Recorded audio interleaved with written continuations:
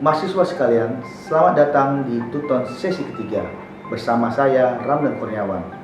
Pada sesi kali ini kita akan membahas terkait motivasi wisatawan. Motivasi wisatawan terbagi atas motivasi intrinsik, motivasi ekstrinsik.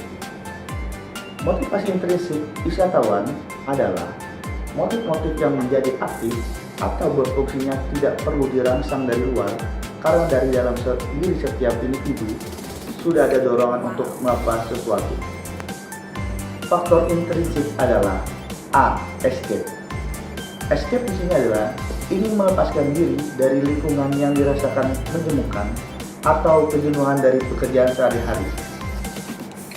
B. Relaxation. Keinginan untuk penyegaran yang juga berhubungan dengan motivasi untuk escape. C. Play.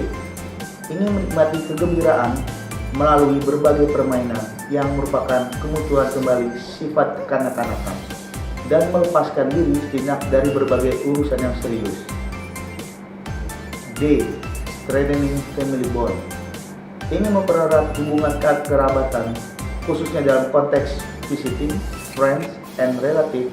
Biasanya wisata ini dilakukan bersama-sama atau biasa kita disebut group tour. Prestige. Ingin menunjukkan gengsi dengan mengunjungi destinasi yang menunjukkan kelas dan gaya hidup, yang juga merupakan dorongan untuk meningkatkan status atau social standing. F. Social interaction. Untuk dapat melakukan interaksi sosial dengan teman sejawat atau dengan masyarakat lokal yang dikunjungi. Motivasi ekstrinsik wisatawan. Motivasi ekstrinsik wisatawan adalah manakala elemen-elemen di luar aktivitas yang akan dilakukan seseorang menjadi aktor utama yang membuat seseorang termotivasi, seperti status ataupun kompensasi. Faktor motivasi ekstrinsik adalah A. Cuaca atau iklim di destinasi pariwisata. Motivasi ini didorong oleh sifat manusia yang dimanapun selalu berusaha mencari kondisi yang paling nyaman bagi hidupnya. Misalnya, pada saat musim dingin membuku di Eropa dan Amerika Utara, maka penduduknya berusaha menghindari cuaca ekstrim dengan berwisata ke belahan dunia yang hangat dan tropis. B. Kemudahan transportasi atau aksesibilitas ke destinasi. Akses yang dimaksudkan adalah kemudahan wisatawan dalam menjangkau atau berpergian ke destinasi pariwisata yang diinginkan. C. Aspek atraksi daya tarik suatu destinasi. Sangat menentukan dalam memotivasi calon wisatawan untuk berkunjung. D. Amenitas. Amenitas menyangkut fasilitas pariwisata utama dan pendukung di destinasi pariwisata. E. Adanya keterlibatan lembaga pariwisata yang akan mendukung sebuah destinasi layak untuk dikunjungi.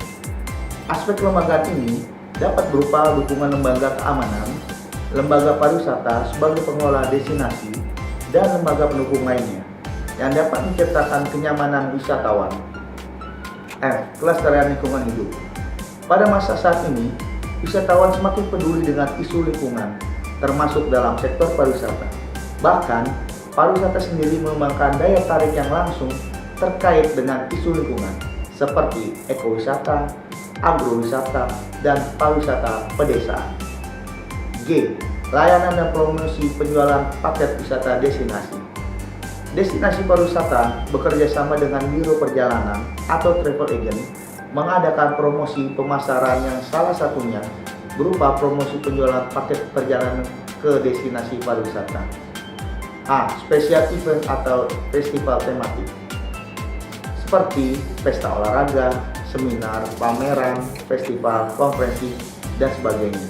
Biasanya memotivasi calon wisatawan untuk datang berkunjung. Produk pendukung pariwisata. Banyak wisatawan berpergian ke suatu destinasi karena keinginan untuk memperoleh produk khas di destinasi bersangkutan.